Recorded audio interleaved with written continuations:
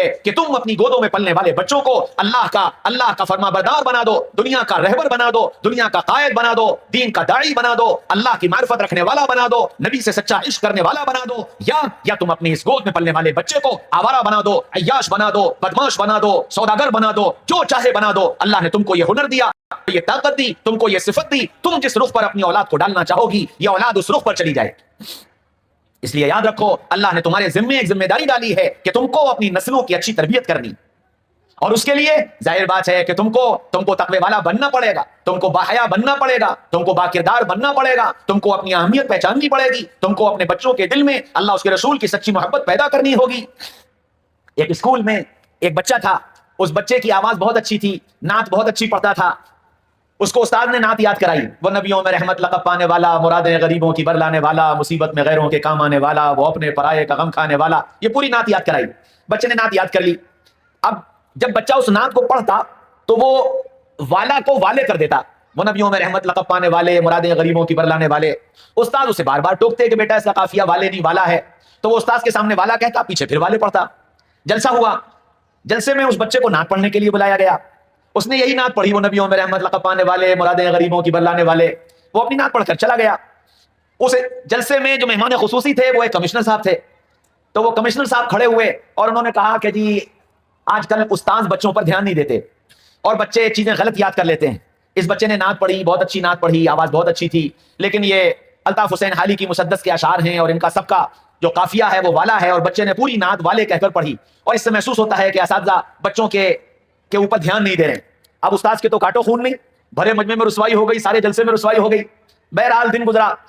جلسہ ختم ہو گیا، اگلا دن آیا، اگلے دن کلاسز لگی، وہی استاذ جب کلاس میں پہنچے تو وہ بچہ نظر آ گیا۔ جب وہ بچہ نظر آیا تو استاذ کا غصہ ساتویں آسمان پر، انہوں نے سوچا کہ اس بچے کو سزا دینی ہے، اس نے میری ناک کٹوا دی، مجھے ذلیل کر دیا، جبکہ اتنی مرتبہ میں نے اس کو بتایا تھا۔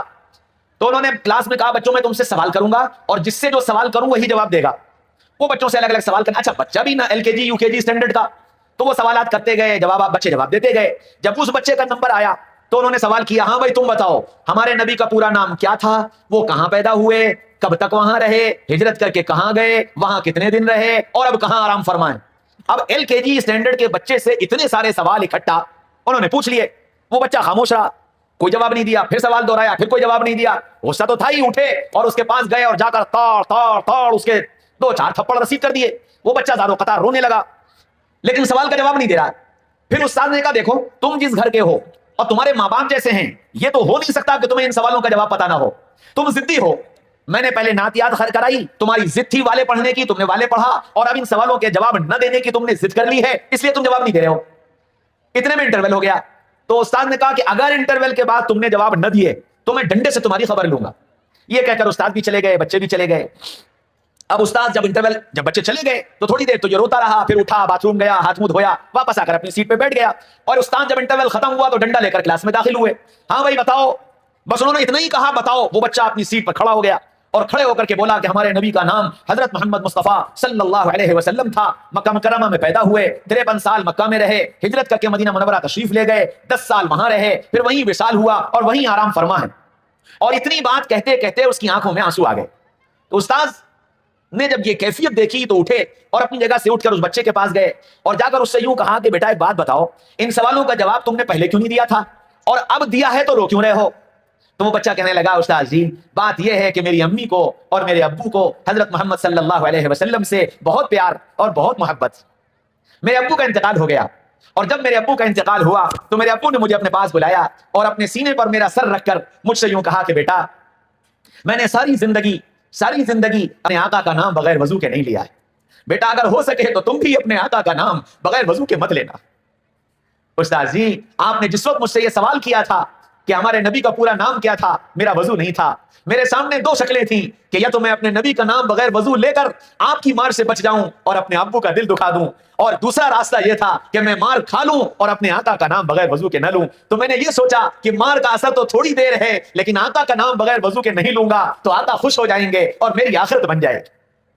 انٹرول ہو گیا، مجھے موقع مل گیا، میں وضو کرایا، اس لیے میں نے نام لے لیا۔ استاد جی اور دوسری بات یہ ہے کہ ابو نے مجھ سے یہ کہا تھا کہ بیٹا کبھی بھی اپنی زندگی میں اپنے نبی کی شان میں گستاخی مت کرنا، بے ادبی مت کرنا۔ آپ نے مجھے جو نعت یاد کرائی والا استاد جی میرے نبی اتنے بڑے، میں اتنا چھوٹا، میں انہیں والا کہوں، مجھے بے ادبی لگی، میں اس لیے والے کہتا تھا۔ استاد جی میری وجہ سے آپ کی رسوائی ہو گئی، مجھے معاف کر دیجیے گا۔ استاد نے اپنی باہیں پھیلائیں، بچے کو سینے سے لگایا اور روتے روتے کہنے لگے بیٹا غلطی تمہاری نہیں، غلطی ہماری ہے، ہم جانتے ہی نہیں محبت کیا ہوتی۔ ہاں میری بہنوں، میری ماں، میری بیٹی